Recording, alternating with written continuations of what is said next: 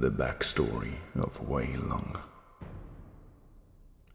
During the later years of the Tang dynasty, when the imperial capital thrived with poets, merchants, and scholars, there existed another world beneath the streets of Kaifeng, a labyrinth of tunnels, forgotten chambers, and secret laboratories where morality held no authority.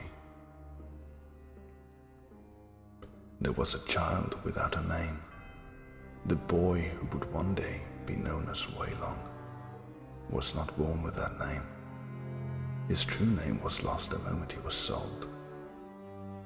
At the age of 3, the child, thin, frightened, and nameless, was purchased in a black market slave exchange by a reclusive physician scholar named Wielong. Though publicly respected as a researcher of medicine and alchemy, privately he was something far darker. A man obsessed with forcing the evolution of humanity through unnatural experimentation. The boy was not adopted, he was catalogued. The scientist gave him a number, Subject 601. From that moment onward, the boy's identity was stripped away. To the scientist, he was nothing more than data. Beneath the bustling capital city lay a hidden subterranean district, an abandoned network of tunnels, originally dug for storage, smuggling, and wartime escape routes. But over the years, the mad scientist transformed these tunnels into a clandestine laboratory. Here he brought the forgotten people of the Empire, the beggar children, the sick, the criminals that nobody would search for, and the starving poor. They became test subjects for strange compounds, experimental tonics, and volatile alchemical formulas meant to transform the human body. Subject 601 grew up inside this nightmare. From ages 3 to 16, he lived surrounded by screams, surgical instruments, and shelves filled with experimental medicines. Unlike the others, however, the scientist did not discard him after testing. Subject 601 showed unusual resilience. His body survived treatments that killed others. Rather than destroying him, the scientist began to train him, forcing him to learn anatomy, herbal pharmacology, chemistry, surgical techniques. The boy became both experiment and assistant. Pain became normal. Compassion became irrelevant. The only lesson repeated endlessly was, humanity is imperfect and it needs to be corrected. The death of the master.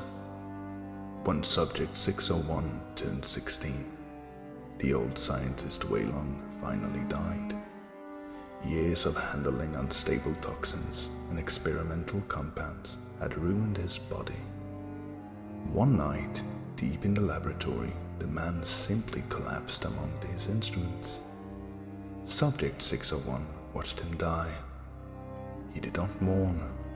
For the first time in his life, the underground laboratory belonged to him. But he faced a problem.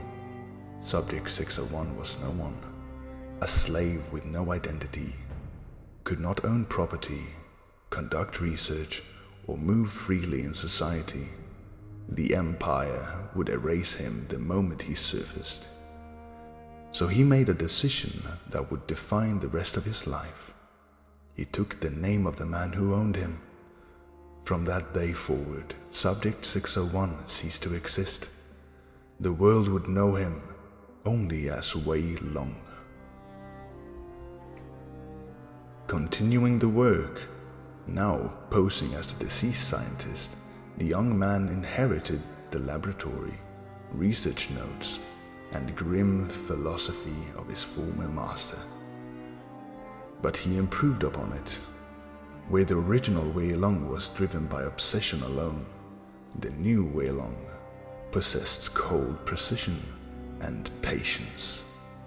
Between the ages of 16 and 25, he expanded the underground operation beneath Kaifeng, Beggars were abducted from alleyways, criminal gangs sold prisoners to him.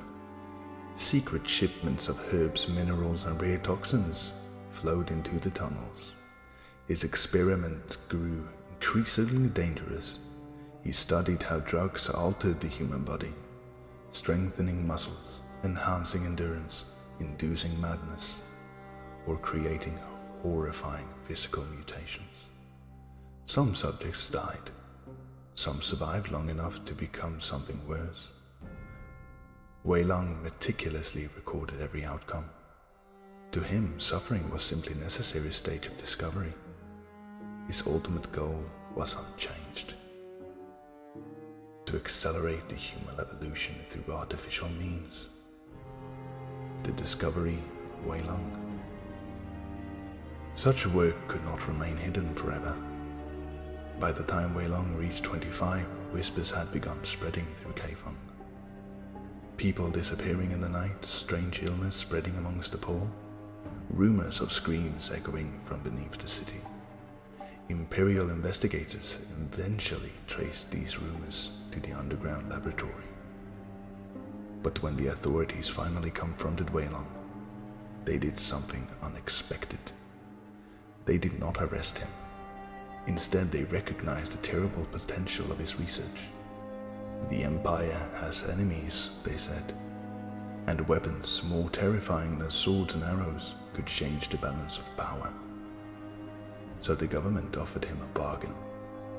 His laboratory would be funded and protected. His research would be legalized and expanded.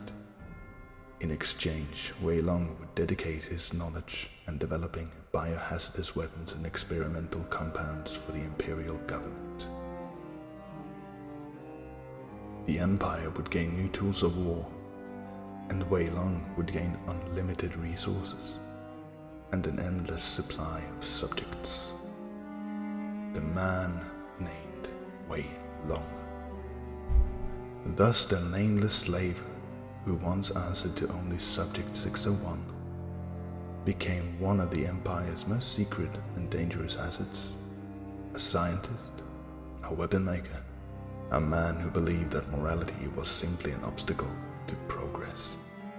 And somewhere beneath the capital of Kaifeng, the laboratories of Wielong continues to grow, deeper, darker, and far more ambitious than ever his master could have imagined.